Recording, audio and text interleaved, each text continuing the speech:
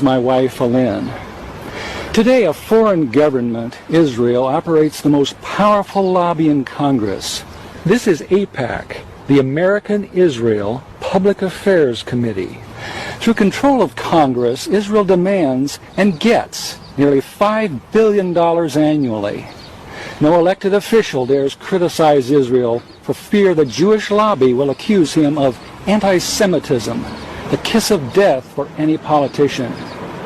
The president also knows what Israel wants, Israel gets. To act otherwise is political suicide. The mass media, founded and controlled primarily by Jews, manipulates the spigot of information out of which heartland America drinks. The message of this contaminated source is, if you criticize Israel, you are anti-Semitic. Be safe, keep your head down, or you are fair game for being knocked off by the Zionist shooting gallery. As a result, our president and elected officials are slaves to political correctness when it comes to Jews and Israel.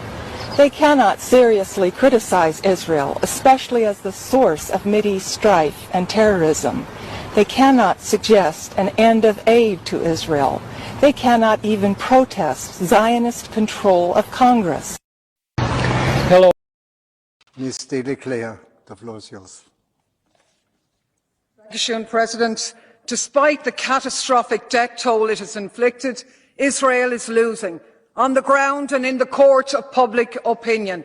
There's no way that this ends that doesn't leave Israel a pariah state with occupation and apartheid on borrowed time, and they know it. So they're doing everything they can. Desperate acts of aggression to provoke a wider conflict with Lebanon, with Iran, with anybody, to draw in the US, to save them from the consequences of their own actions. And as Yemen shows, Butcher Biden is reporting for duty. With Europe's proud genocide by his side, they are the ones who have enabled the continuation of Israeli terror. Without them, it would already be over. So take note, Butcher Biden. The ancestors of the Ireland that you claim to be from disown you. Keep our country out of your mouth. And as for von der Leyen and genocidal Germany, with your words and deeds supporting Israel in the ICJ, not in our name. The people of Europe stand with Palestine and with South Africa. The world should be absolutely outraged. There is no safe space in Gaza, and the world should be ashamed. Madam President, members of the Court, in conclusion, I share with you two photographs. The first is of a whiteboard at a hospital in northern Gaza, one of the many Palestinian hospitals targeted, besieged and bombed by Israel over the course of the past 3 brutal months.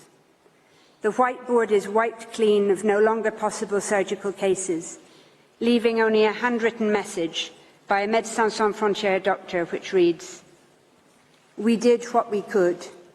Remember us."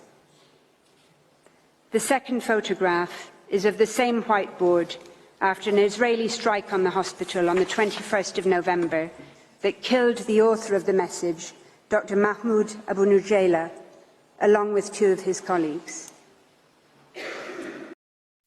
The world should be absolutely outraged. The world should